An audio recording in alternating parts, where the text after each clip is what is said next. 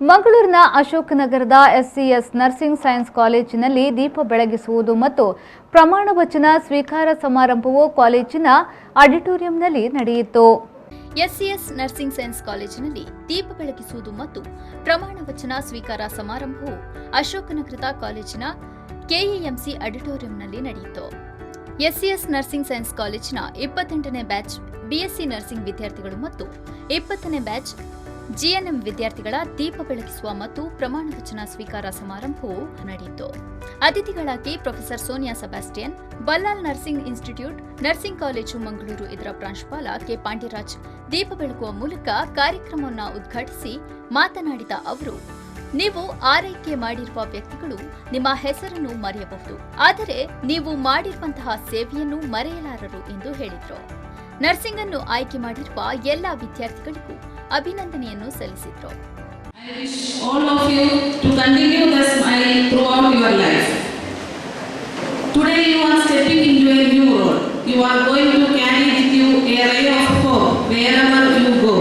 Even life gets too busy and personal difficulties crowd out your day. The light that shines is about burning out for others. There is without doubt a selflessness in the profession of nursing. We are called to put others first. As a nurse, we have the opportunity to heal the heart, mind, soul and body of our patients, their families and ourselves. They may forget your name, but they will never forget how you made them to feel. Today, we are lighting the lamp. In doing so, we also remember Florence Nightingale, the lady with the lamp, who gave nursing such a highly favorable reputation. ಕಾರ್ಯಕ್ರಮದ ಅಧ್ಯಕ್ಷತೆಯನ್ನು ವಹಿಸಿದ್ದ ಕೆಇಸಿಟಿ ಅಧ್ಯಕ್ಷ doctor Rajani Sorake ಮಾತನಾಡಿ, ಕೆಲಸದ ಮೇಲೆ ಬದ್ಧರಾಗಿ ಏಕಾಗ್ರತೆಯಲ್ಲಿ ತೊಡಗಿಕೊಂಡಾಗ ನೀವು ಉತ್ತಮ nurse ಎನಿಸಿಕೊಳ್ಳಲು ಸಾಧ್ಯ ಎಂದು ಕಿವಿಮಾತು ಹೇಳಿದರು. I am proud that our students over the years have maintained the highest standards of the noble profession and have inculcated a sense of maturity, empathy, dedication and commitment. I would advise every student to keep abreast with the latest technological advancements and scientific knowledge about the medical field.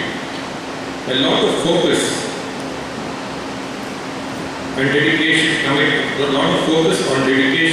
commitment and passion is required to become a successful nurse. I would like to congratulate our staff for their role in guiding and mentoring our students. I would also like to encourage them to strive to produce quality nurses. I wholeheartedly appreciate the decision of our students to be trained to care for the sick. Today is the day we need to pay tribute to Florence Nightingale, who was the founder of modern day nursing and whose pledge was to serve the society. SCS nursing ಕಾಲೇಜಿನ ಪ್ರಾಂಶುಪಾಲರಾದ professor ಲೋಲಿಟಾ S M D'Souza ಪ್ರತಿಜ್ಞಾ ವಿಧಿಯನ್ನು ಬೋಧಿಸಿದರು.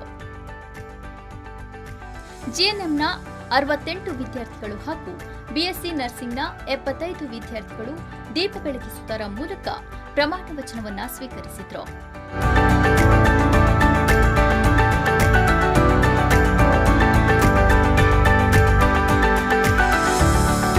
ಮಾನಸಿಕ ಆರೋಗ್ಯ nursing ಇಲಾಖೆಯ ಸಹ ಪ್ರಾಧ್ಯಾಪಕಿ ಶ್ರೀಮತಿ ರಾಜಶ್ರೀ ಸ್ವಾಗತವನ್ನು ಕೋರಿದರು. ಕಾರ್ಯಕ್ರಮವನ್ನು ಸಮುದಾಯ ಆರೋಗ್ಯ ಇಲಾಖೆಯ ಸಹಾಯಕ ಉಪನ್ಯಾಸಕ ಶ್ರೀ ಡೆನ್ಸಿಲ್ ನಿರ್ವಹಿಸಿದರು. ವೈದ್ಯಕೀಯ ಶಸ್ತ್ರಚಿಕಿತ್ಸಾ ವಿಭಾಗದ ಸಹ ಪ್ರಾಧ್ಯಾಪಕಿ ದೀಪಾ ವಂದಿಸಿದರು. ಕೆಇಸಿಟಿಯ ಸಹಾಯಕ ಆಡಳಿತಾಧಿಕಾರಿ ಸಾಜು ಕಾರ್ಯಕ್ರಮದಲ್ಲಿ ಉಪಸ್ಥಿತರಿದ್ದರು. ಸಿಎಸ್ ನರ್ಸಿಂಗ್ ಕಾಲೇಜಿನ ಉಪ ಪ್ರಾಂಶುಪಾಲರು ಆದ ಅನಿಲ್ ಕುಮಾರ್ ಸಿಎಂ ಮತ್ತು ಸಂಚಾಲಕರು ಶಿಫಾಲಿ ಮತ್ತು ವಿದ್ಯಾರ್ಥಿಗಳು, ಕಾಲೇಜಿನ ಉಪನ್ಯಾಸಕರು ಕಾರ್ಯಕ್ರಮದಲ್ಲಿ ಪಾಲ್ಗೊಂಡಿದ್ದರು.